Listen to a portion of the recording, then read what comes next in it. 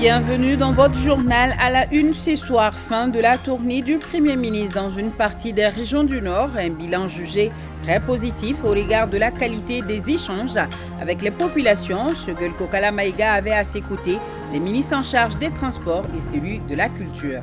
Bamako, capitale de la lutte contre la corruption en Afrique, le Premier ministre préside l'ouverture de la conférence internationale de haut niveau sur la problématique. Plus de 300 participants prennent part à l'édition 2023.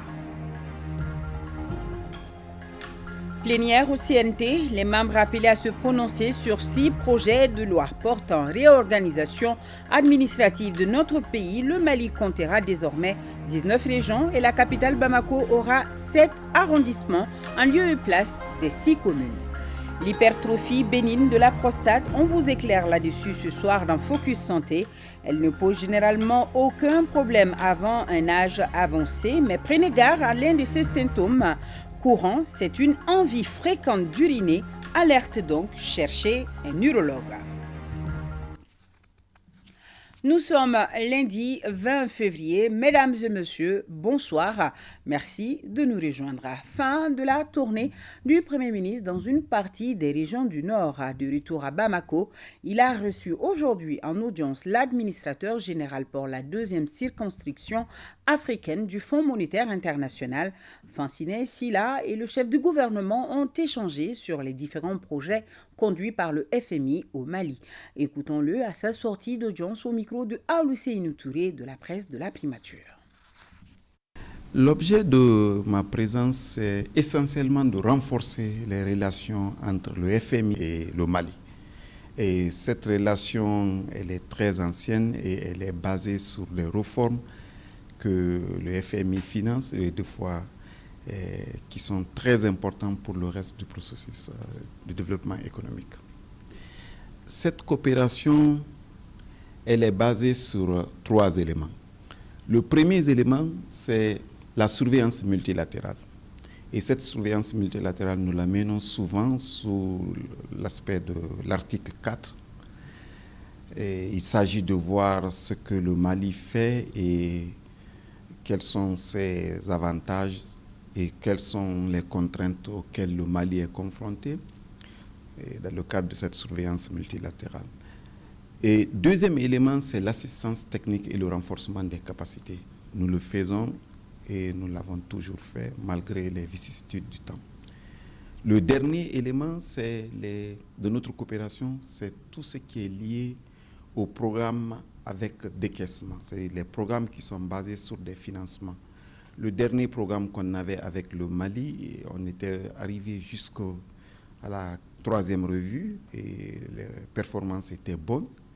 Mais avec le temps, ce programme a expiré. Et c'est pourquoi on vient bientôt pour faire un article 4. Et après ça, on verra qu'est-ce qu'il faudrait faire s'il faut continuer avec un programme. Et j'ai aussi profité de la visite de courtoisie pour féliciter les autorités de la résilience dont ils ont fait montre malgré les événements, les sanctions, mais le Mali a tenu bon et je me réjouis beaucoup de ça et il mérite des félicitations dans ce sens. Un mot à présent de la visite à Gao du Premier ministre. Le bilan est jugé très positif au regard de la qualité des échanges avec les populations. Par exemple, avec les représentants des cercles de Borem, Ansongo et Al-Moustrat, le chef du gouvernement a pu réellement mieux s'imprégner des réalités de ces localités dans une démarche inclusive. Signalons que le Premier ministre avait à ses côtés les ministres en charge des transports et celui de la culture, Aoulusseïnou Touré de la presse de la primature. Attendu à Ansongo, Al-Moustrat et Bourem et n'ayant pas pu faire le déplacement, le Premier ministre a tenu à expliquer les raisons de ce report. C'est le gouverneur qui a décidé. Tout le monde sait que si c'est la peur, nous allons partir. Mais ce n'est pas ça le problème. Quand on dirige un pays, ce n'est pas une question de cœur. C'est une question de raisonnement. Le gouverneur a dit, je vais inviter mes administrés pour que vous les receviez ici. Mais je vous demande de ne pas y aller. La première des choses, c'est que je ne pouvais pas prendre la route. C'était prévu que j'aille par hélicoptère. Mais vous voyez la taille de ma délégation? Vous avez combien de ministres? Près de 7 ministres. Les membres du CNT, près de 7. L'engouement qu'il y a eu à Gao a dépassé toutes les attentes. Et nous avons appris ce qui nous attendait en Songo, ce qui attendait à Bourem. Al-Mousrat allait venir à Bourem s'ajouter pour faire la fête ensemble. Il faut faire confiance aux responsables. Quand un responsable vous dit « j'ai décidé ainsi », si vous êtes respectueux de l'État, il faut se soumettre à ces recommandations. Ce n'est pas l'insécurité, c'est faux et archi-faux. Ce n'est pas les communautés Imgad seules qui m'ont reçu, c'est tous les Touaregs, tous les Arabes, tous les Sorey, tous les Bamana, tous les Peuls, toute la population de Gao. Le Premier ministre a voulu, en attendant sa prochaine visite dans ces localités, rencontrer les cadres de Bourem, d'Al-Moustrat et d'Ansongo à Gao.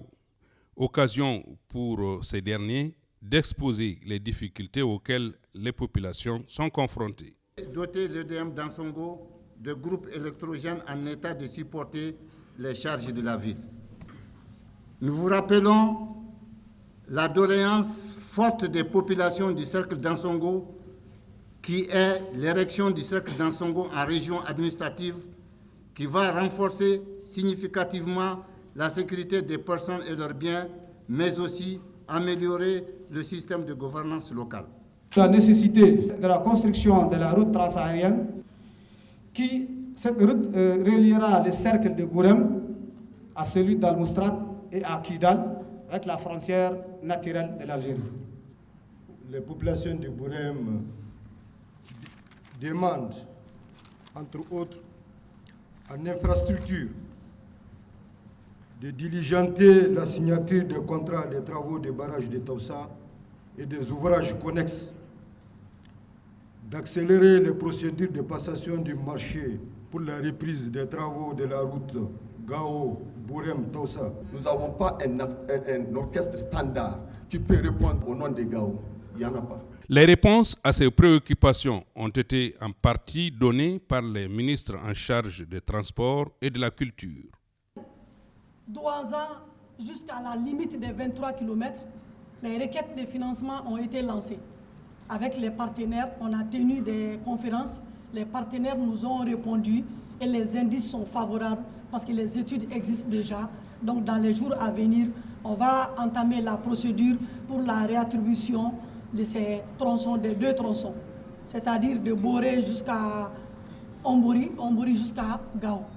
Donc tous les tronçons sont pris en compte. Donc le montant total pour ces projets, c'est un montant de 136 milliards de nos francs CFA. Après, nous avons l'aménagement de la route transsaharienne, la RTS, la phase 2. Toutes ces études existent déjà.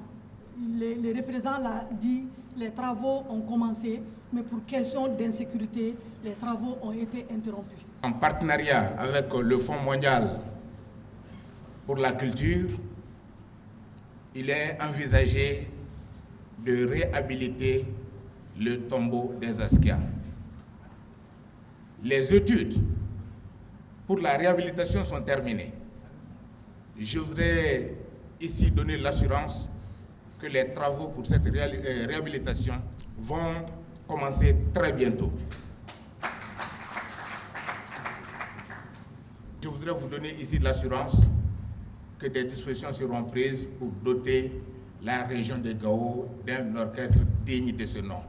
Ce sont donc les populations assurées, requinquées et plus que jamais confiantes en l'autorité qui ont pris congé du chef du gouvernement dans l'espoir de les retrouver très prochainement dans leur terroir. Revenons sur l'une des activités phares du séjour de Gao du Premier ministre.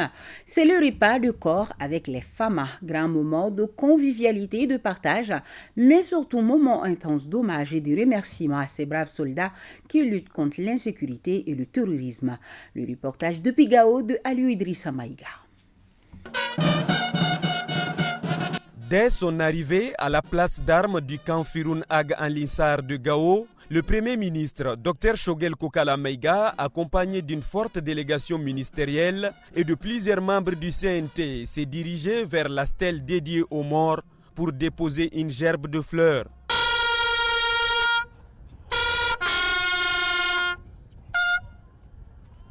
La délégation est ensuite accueillie par les associations des femmes et des jeunes du camp, mais aussi des veuves et orphelins des militaires tombés sur le champ de l'honneur.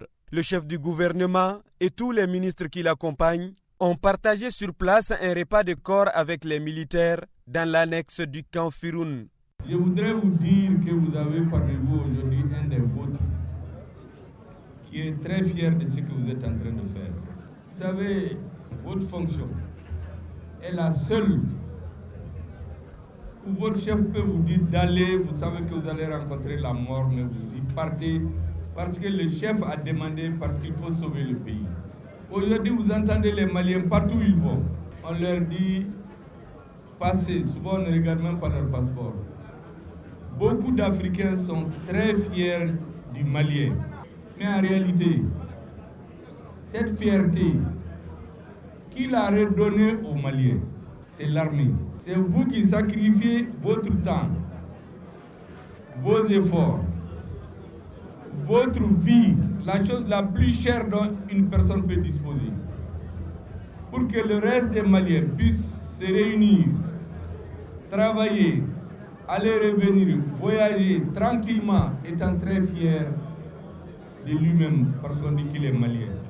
Dans son intervention, le colonel Makan Alassane Diarra, commandant du théâtre Est de l'opération Maliko, a remercié le Premier ministre pour cette visite qui témoigne la volonté des autorités de la transition à accompagner les forces armées maliennes dans l'accomplissement de leur mission régalienne. Pour le Premier ministre, venir à Gao sans passer voir les FAMA est impossible. C'est vous qui avez fait que les Maliens sont fiers aujourd'hui et nous nous sommes engagés. Le président de la transition, son ministre de la Défense, à faire en sorte que le peuple malien qui est tombé, dont certains se moquaient, ce malade-là, qu'on appelle Mali, nous allons, Inch'Allah, d'ici la fin de la transition, avec vos sacrifices, avec votre engagement, avec votre patriotisme, votre dévouement pour le Mali, faire guérir ce malade-là, le faire asseoir, je l'ai dit, le faire marcher, le faire courir dans le peloton des nations africaines. Après ce repas de corps qui a mis fin à la visite du Premier ministre à Gao, la délégation s'est dirigée vers le tarmac de l'aéroport militaire pour prendre le départ pour Bamako. Nous allons bien sûr retrouver le Premier ministre tout au cours de ce journal parce que le Premier ministre a présidé donc l'ouverture des travaux de la conférence internationale de haut niveau sur la lutte contre la corruption en Afrique, édition 2023. Nous allons aussi partir au cours de ce journal au CNT où les membres étaient appelés à se prononcer sur 6 projets de loi portant réorganisation administrative de notre pays. Le reportage de Modibo Mariko a retrouvé donc au cours de ce journal. Fin des travaux de la 3e session de la 6e mandature du Conseil économique, social et culturel. La session a débattu de la tracasserie routière cas du Mali. Mamadou Fane. Cette 3e session de la 6e mandature du Conseil économique, social et culturel a passé en revue toutes les problématiques du secteur des transports au Mali. Les défis et les perspectives liées à ce secteur ont été largement débattus par les membres du Conseil. 15 jours durant, nous avons fait l'immersion dans l'univers combien complexe des transports. Toutes les dimensions du dit secteur ont été passées au peigne fin avec l'éclairage des experts des services techniques de l'État et les acteurs dont le Conseil malien des chargeurs et le Conseil malien des transporteurs routiers. La 3e session ordinaire qui s'achève a enregistré avec beaucoup de bonheur la participation de l'Académie des sciences du Mali. La présence de cette société savante à nos côtés est le fruit d'un partenariat dynamique que nous sommes en train de développer depuis quelques mois. À l'issue de cette session, les membres du Conseil économique, social et culturel ont adopté plusieurs recommandations fortes. Ces recommandations concernent la politique nationale des transports, des infrastructures, la stratégie nationale de la sécurité routière, la problématique du financement de l'entretien routier, le code de la route, la mobilité urbaine ainsi que la problématique du désenclavement intérieur par les voies aériennes, fluviales, ferroviaires et routières. La qualité des recommandations assorties des 15 jours de conclave est révélatrice de l'excellent travail qui a été abattu. À cet effet, je voudrais afficher mon satisfait pour les résultats probants obtenus en la faveur de la mise en œuvre desquels la route, les rails, les fleuves et les ciels ne tueront plus ou peu.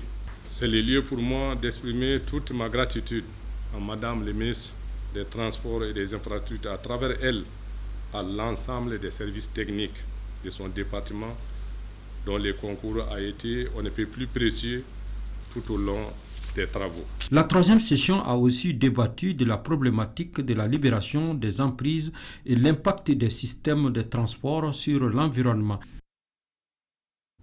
Ouverture à Bamako de la conférence internationale de haut niveau sur la lutte contre la corruption en Afrique, édition 2023.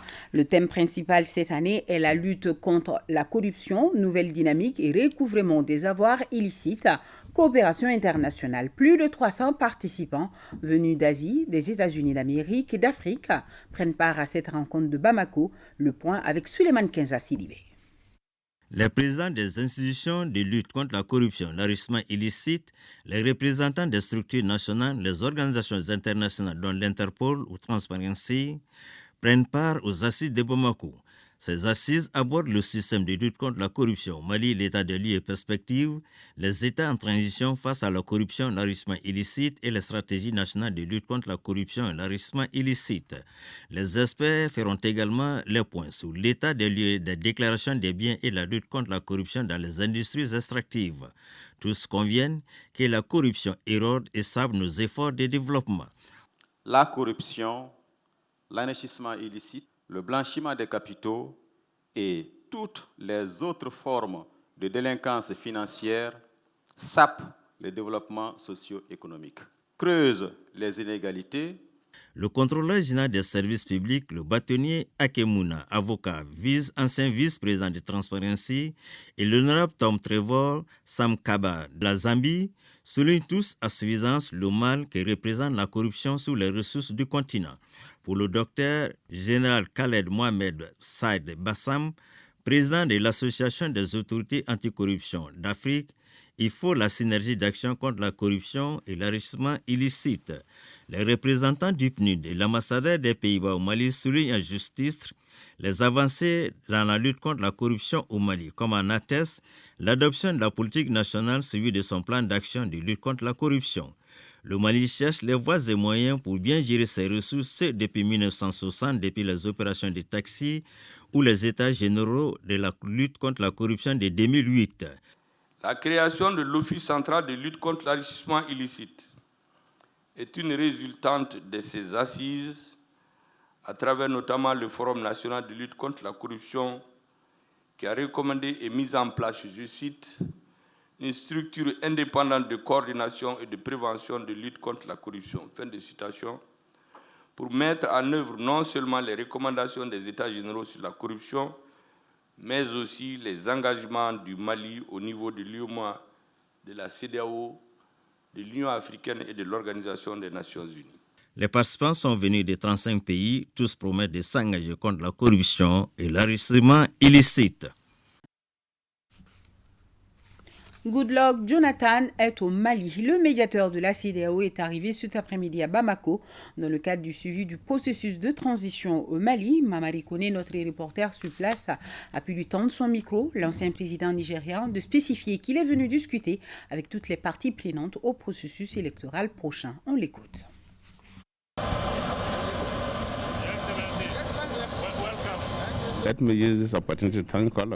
C'est ma première visite au Mali depuis le début de cette année. Alors je voudrais saisir l'occasion et souhaiter à tous, ou formuler à tous mes meilleurs vœux.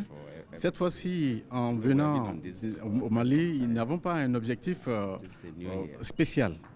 Comme vous le savez, il y a des efforts en cours, alors nous avons jugé opportun de discuter avec toutes les parties prenantes, notamment les partis politiques, les organisations de la société civile, et savoir comment les uns et les autres se préparent pour les échéances à venir et savoir aussi quels progrès nous enregistrons avant la fin de cette année.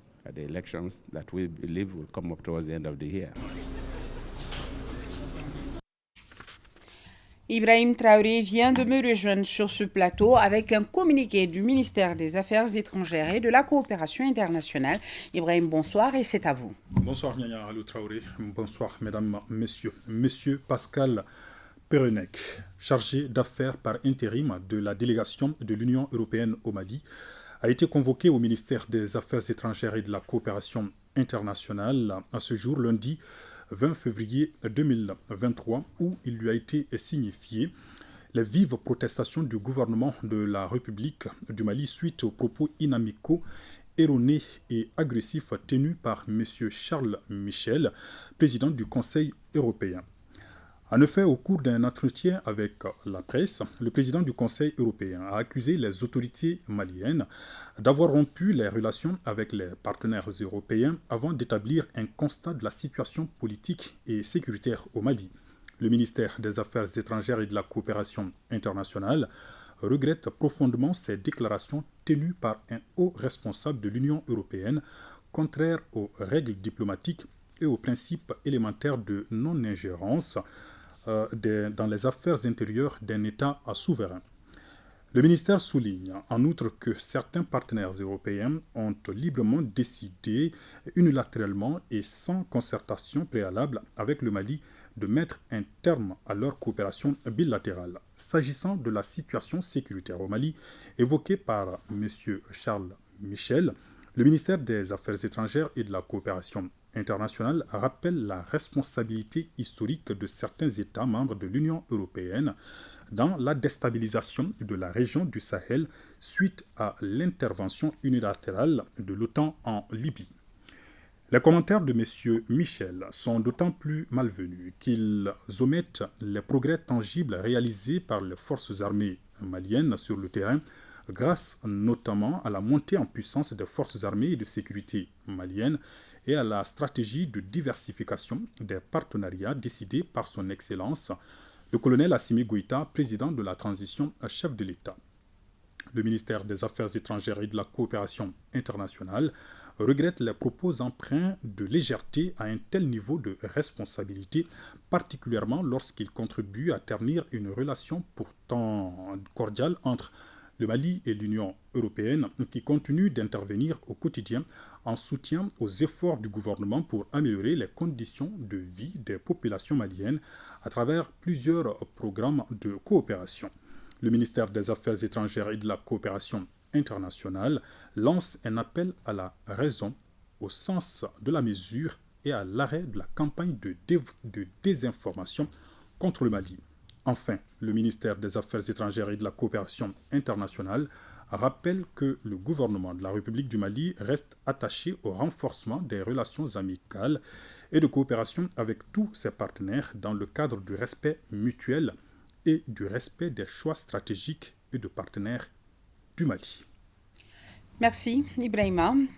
36e sommet de l'Union africaine, les trois pays en transition, à savoir le Burkina Faso, la Guinée et le Mali, présents à Addis Abeba, à l'initiative des chefs d'État des trois pays, leur ministre des Affaires étrangères sur place à la rencontre des dirigeants du continent. Objectif, mener un plaidoyer en vue de la levée des sanctions imposées à nos trois pays qu'il faut rappeler ont tous pris, ces pays qu'il faut rappeler ont tous pris des engagements pour un retour à l'ordre constitutionnel. Le chef de la diplomatie malienne fait le point. Extrait choisi par Ibrahima Traoré.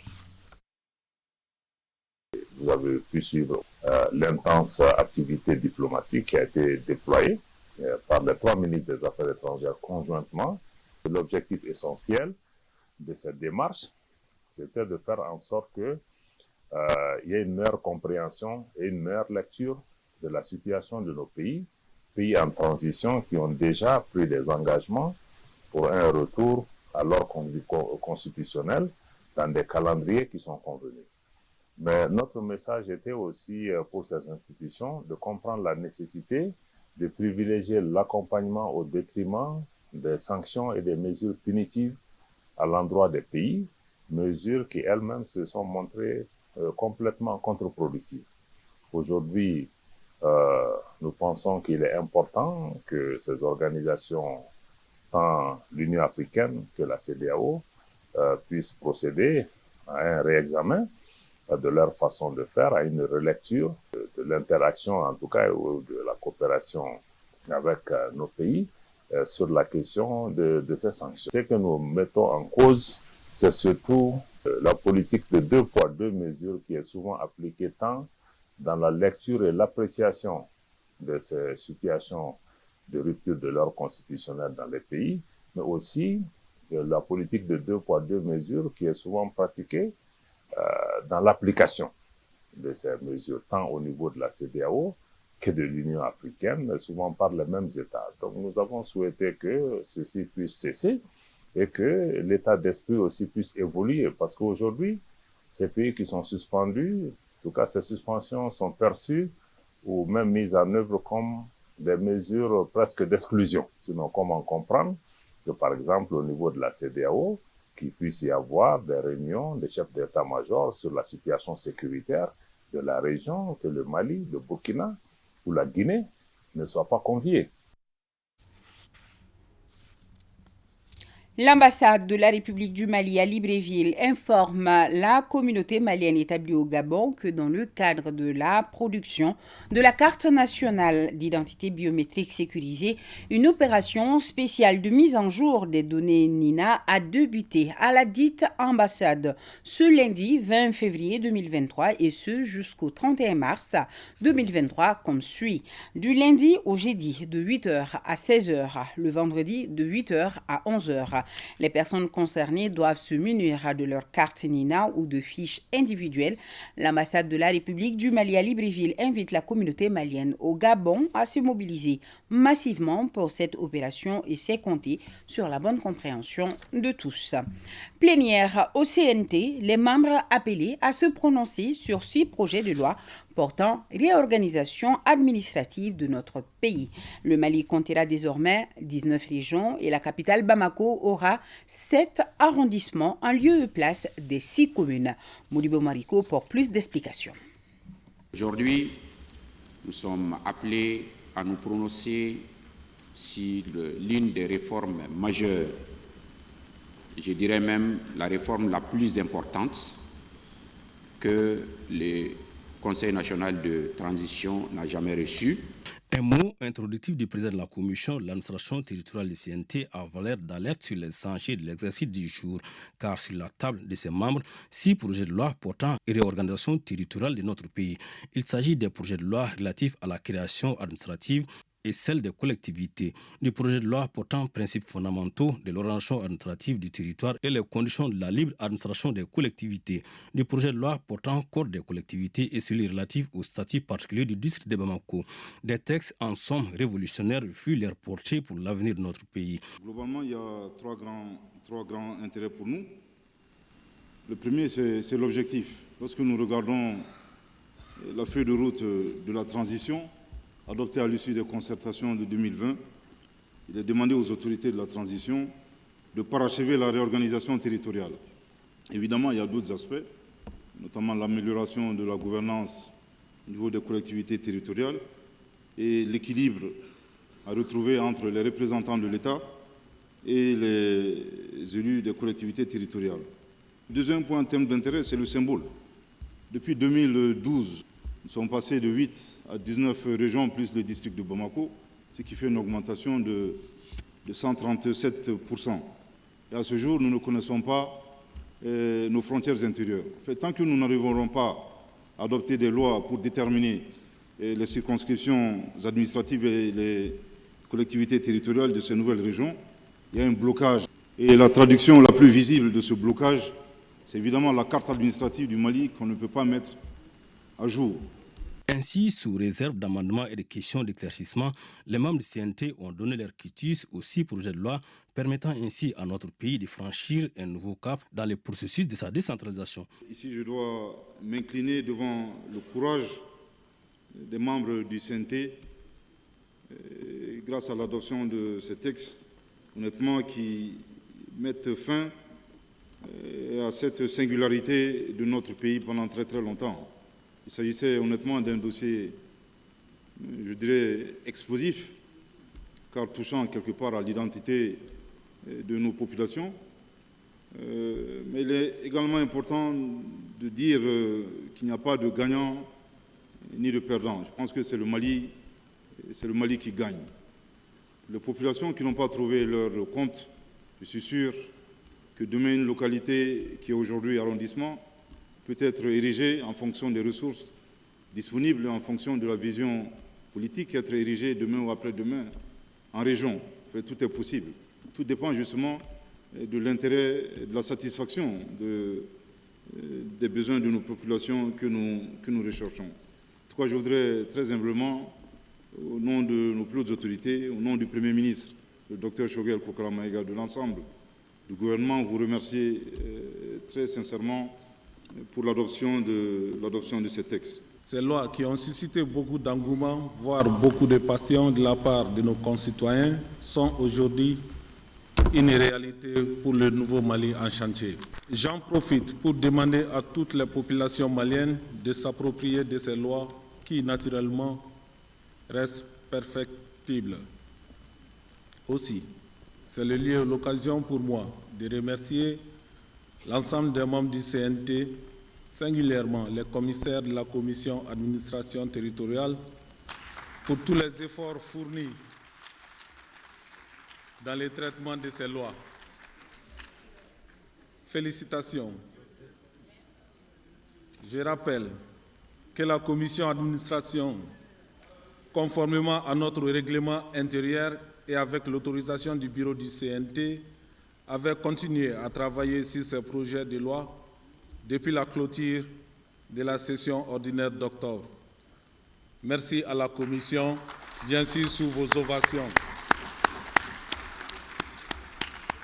Avec ces nouveaux textes, désormais, notre pays comptera 19 régions au lieu de 8, un district Bamako. L'exemple de Bamako, du district de Bamako, les communes sont désormais supprimées à Bamako. Bamako passe directement aux arrondissements.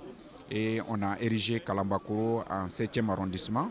Donc Kalambakoro fera le 7e arrondissement du district de Bamako. Et Bamako va avoir tout simplement une collectivité territoriale unique, avec un seul maire et des maires délégués, avec aussi les représentants de l'État qui vont gouverner les différents arrondissements. En dehors de cela, nous avons aussi travaillé sur le code des collectivités territoriales avec beaucoup de changements majeurs, dans lequel code on a renforcé les pouvoirs des représentants de l'État par rapport au contrôle des actes émanant des collectivités territoriales. Nous avons pris en compte le maillage sécuritaire, les critères économiques, la cohésion sociale, la distanciation, aussi la densité de la population. Tous ces facteurs ont été pris en compte pour permettre aux Maliens d'avoir l'administration à côté. Beaucoup d'innovations donc dont la mise en œuvre va coûter la somme de 263 milliards de francs CFA sur 3 ans. L'objectif étant d'améliorer la gouvernance, rapprocher l'administration des populations et favoriser le développement local. Voilà. L'actualité, c'est aussi le démarrage ici à Bamako de la rencontre des juges d'Afrique et du monde. Sur initiative du groupe régional africain de l'Union internationale des magistrats, notre pays abrite l'événement du 20 au 24 février. Aujourd'hui au CICB, un meeting et une série de conférences ont donné le top départ avec des thèmes comme la lutte contre la cybercriminalité transnationale organisée en Afrique, les droits de l'homme et les lois d'amnistie. Fadema Keita nous en parle. Les magistrats venus des 4 coins du continent noir et d'ailleurs vont 5 jours durant échanger sur des thèmes en lien avec les difficultés du moment.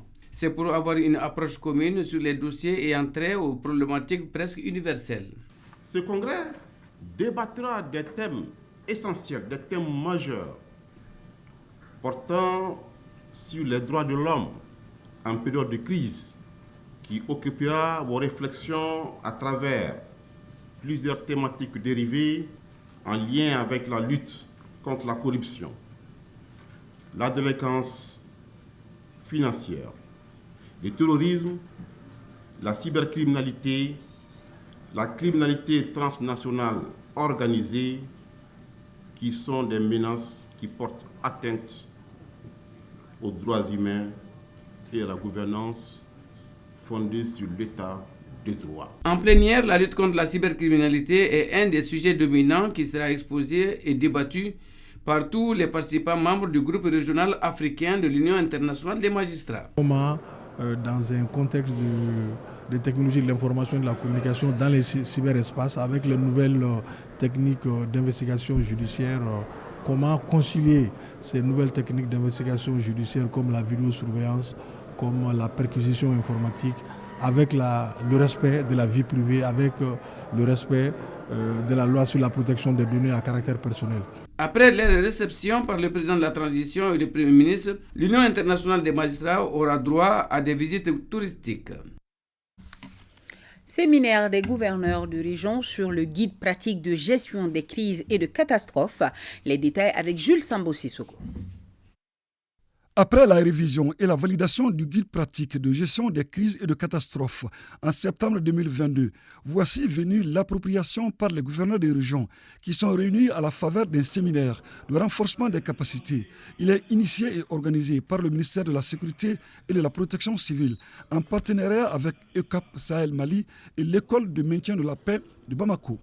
Cette démarche cadre parfaitement avec la vision stratégique de notre institution, à savoir servir comme un centre régional et international assumant un leadership en matière de formation, de recherche et d'analyse et d'apprentissage dans tous les domaines de la prévention et de la gestion des conflits et devenir un catalyseur de réflexion et d'innovation pour relever les défis multiformes et multidimensionnels liés à la paix et à la sécurité. Dans un souci de harmonisation et de sensibilisation, nous avons créé ensemble une doctrine unique qui a vocation de constituer le cadre civil malien en gestion de crises et de catastrophes. ECAP a initié en mai 2019, en étroite collaboration avec des experts maliens du MSPC et du SECOGEC, l'élaboration du guide pratique de la gestion de crises et de catastrophes. La gestion efficiente des catastrophes naturelles et les crises sécuritaires est une préoccupation des plus hautes autorités du Mali.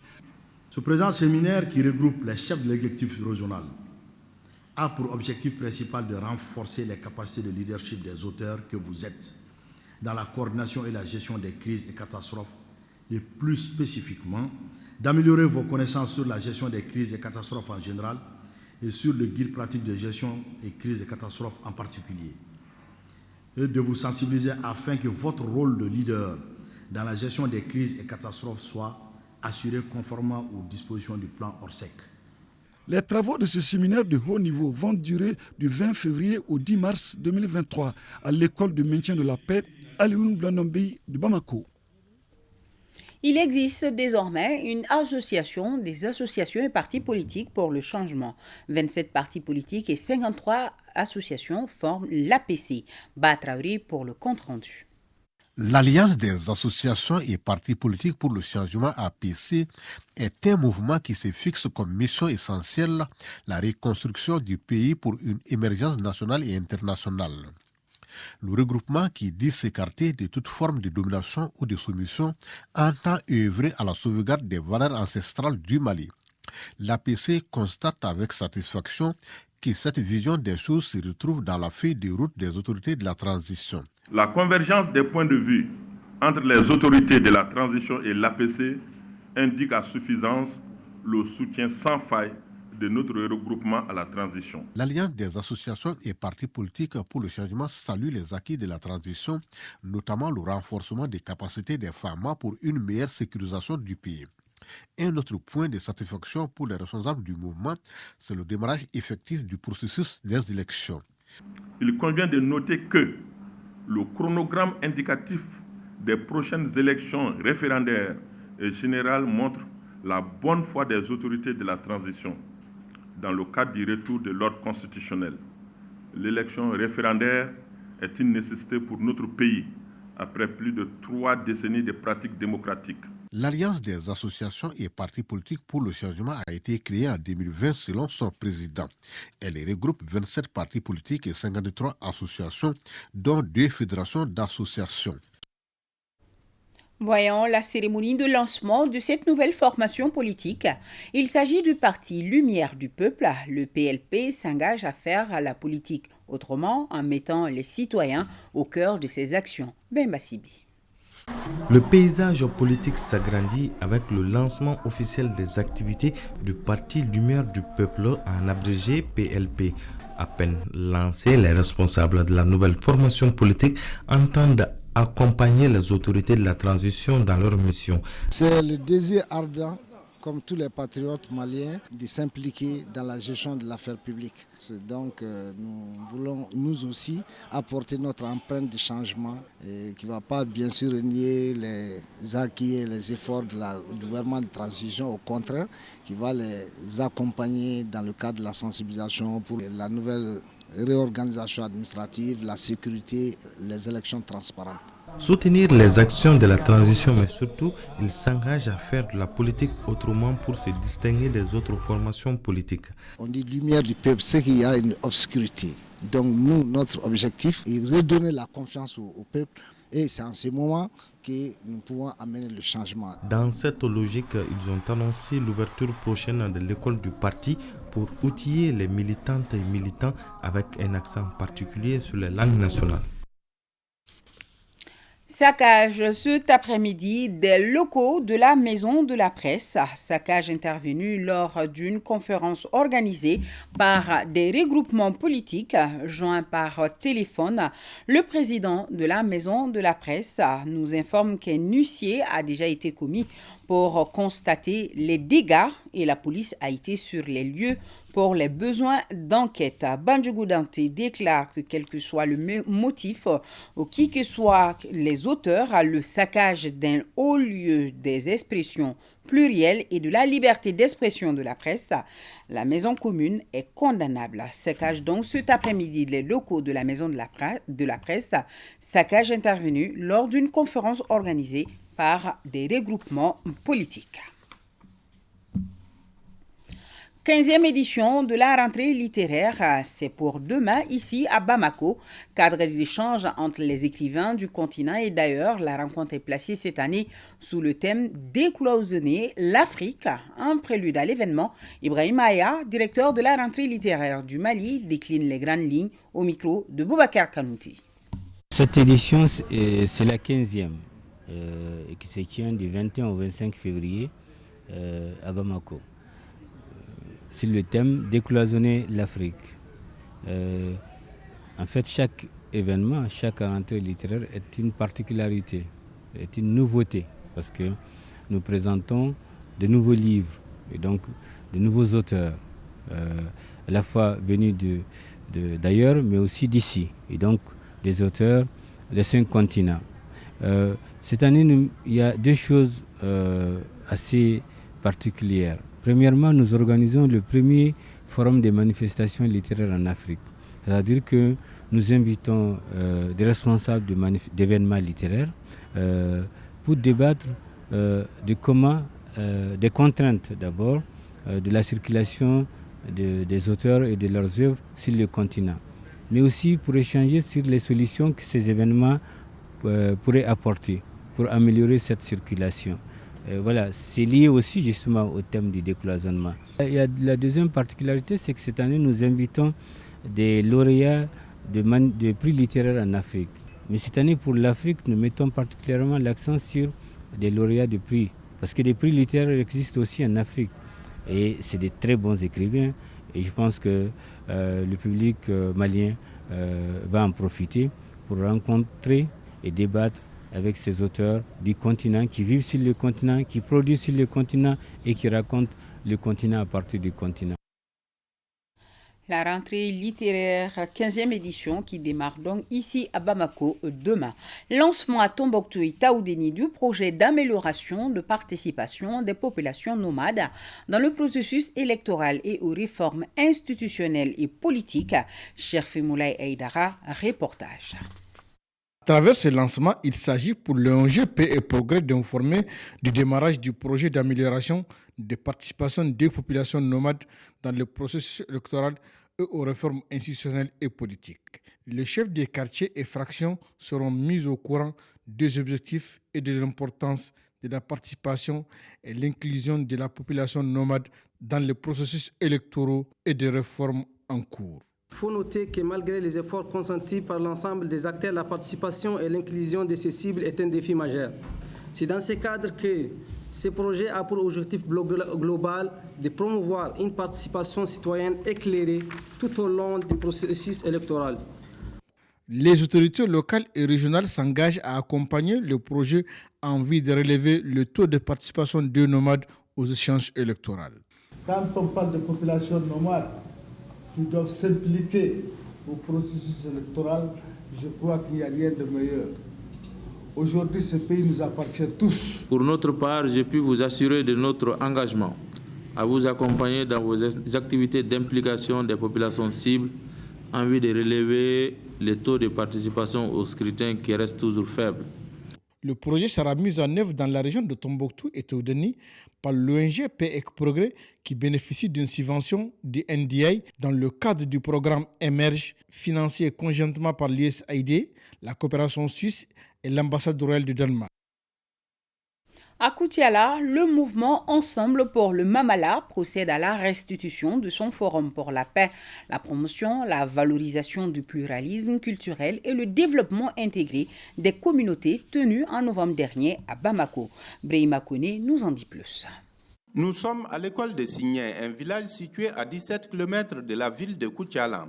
Le gouverneur procède à la coupure du ruban d'une adduction d'eau potable. Un coup de ciseau qui marque la remise des ouvrages WASH du plan de travail 2022-2023 de la coopération Mali-UNICEF. Ces infrastructures sont réalisées dans 12 centres de santé, 21 écoles et 11 communautés de la région de Koutiala. Les activités ont porté essentiellement sur la réalisation de 20 points d'eau alimentés par système solaire, 3 points d'eau équipés de pompes à motricité humaine, 75 cabines de latrines, 5 plateformes de gestion écologique des déchets biomédicaux, 37 dispositifs de lave-mains, ainsi que la sensibilisation des communautés, écoles et centres de santé sur la gestion des ouvrages et les bonnes pratiques d'hygiène et d'assainissement. Ce projet innovant est supporté financièrement par l'UNICEF à travers les Pays-Bas, la Suède et la coopération canadienne pour un montant de plus de 571 millions de francs CFA. Ces réalisations permettront de couvrir les besoins en eau potable de 6 558 habitants de 4 localités, donner les conditions d'hygiène et d'assainissement idéales pour produire des meilleures prestations de soins au niveau de 12 structures de soins, créer les conditions favorables pour le maintien de 4270 élèves.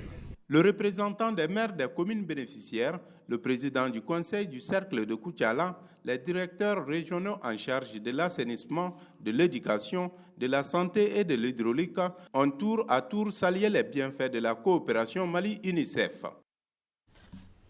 Voilà, vous l'aurez compris, c'était plutôt la remise de forage aux populations de 4 localités par l'UNICEF et on était bien sûr à Koutiala. Pose de la première pierre de la clôture du cimetière Kelekunda de Nyoro en marge de la 48e édition de la Ziara de la région. Un geste qui s'inscrit dans le cadre des œuvres humanitaires du président de la transition pour un montant de plus de 374 millions de francs CFA. Moussa Diakité, correspondance. La pose de la première pierre de la clôture de cet endroit sacré pendant la Ziara présente un double objectif pour le calife Amadou Adital. Montrer l'importance de la protection de ces cimetières vastes de 4500 mètres carrés, où reposent beaucoup de descendants de Hadjou Matar et plusieurs autres religieux, et prendre en témoin les centaines de participants de la Jara venus de tous les coins du Mali et des pays voisins C'est un travail noble. Mes parents reposent ici. Je suis obligé. J'ai personnellement touché le président de la transition pour ses travaux. Il a accepté et s'est tout de suite engagé. Les travaux coûteront 274 307 000 francs à la famille Tal et à ses partenaires. Une grande chose, surtout qu'au cours de cette 38e édition de la Ziyara, et surtout que nous sommes ici en train de poser la première pierre qui est financée entièrement dans le cadre des œuvres sociales de son Excellence, le président de la transition. J'ai été également réconforté que tous ces fidèles ont fait des bénédictions pour notre pays, pour notre armée. La clôture de ces cimetières, très attendue par tous, finira dans un délai de 3 mois, ce qui empêchera la dégradation des berges par les eaux de ruissellement et l'épiétinement des tombes par les animaux. Faisons ensemble le point Covid de ce jour, 20 février 2023. 0 cas positifs, 4 cas positifs plutôt, 3 guéris, 0 décès, 68 personnes sont sous traitement. Pour vous protéger et protéger les autres, suivez les mesures de prévention et faites-vous vacciner. L'hypertrophie bénigne de la prostate, on vous en parle ce soir dans Focus Santé. Elle ne pose généralement aucun problème avant un âge avancé, mais prévenez garde à l'un de ses symptômes courants, c'est une envie fréquente d'uriner. Alerte donc, cherchez un urologue, nous disent Barakissa Ouattara et Julie Traoré. Chez certains hommes, avec l'âge, la prostate devient trop volumineuse et gêne l'émission d'urine. Cette croissance excessive est appelée hypertrophie bénigne de la prostate ou adénome de la prostate. En fait, cliniquement, comment ça va se présenter? Ça va se présenter par une augmentation de son volume. Donc, à un certain volume, comme le siège se situe sous la vessie et l'urètre passe à l'intérieur de cet organe-là, ça va entraîner des gènes mictionnels avec même une altération de la qualité de vie. Donc, grosso modo, nous pouvons dire que l'hypertrophie bénigne de la prostate n'est autre chose qu'une augmentation du volume exagéré de la prostate. Cette pathologie est quasi inévitable après 50 ans. Des études ont montré que cette maladie, après 50 ans, à peu près 50% des hommes ont une augmentation du volume sans pour autant avoir des manifestations. Et c'est seulement après 65 ans que 30% des patients ont une manifestation clinique de la maladie. Donc nous-mêmes, dans nos pratiques de tous les jours, nous ne traitons pas le volume de la prostate, mais nous traitons sur les manifestations qui sont en rapport avec le volume de la prostate. Conséquence, uriner devient de la mer à boire. Le patient aura des difficultés de genre les faiblesses de jets, les jets hachés, c'est-à-dire les jets qui seront entrecoupés. Il y aura des gouttes retardataires. Donc ce sont ces symptômes-là avec toujours une insatisfaction après l'ambition, toujours avec la sensation que la vessie n'est pas complètement vide. Les complications peuvent aller d'une rétention aiguë d'urine ou impossibilité totale d'uriner à des présences du sang dans les urines. Il peut y avoir une insuffisance rénale, voilà, cette fois-ci aiguë. Et même toujours, dans les complications aiguës, nous pouvons avoir les infections urinaires. Mais à long terme maintenant, nous pouvons avoir des complications chroniques.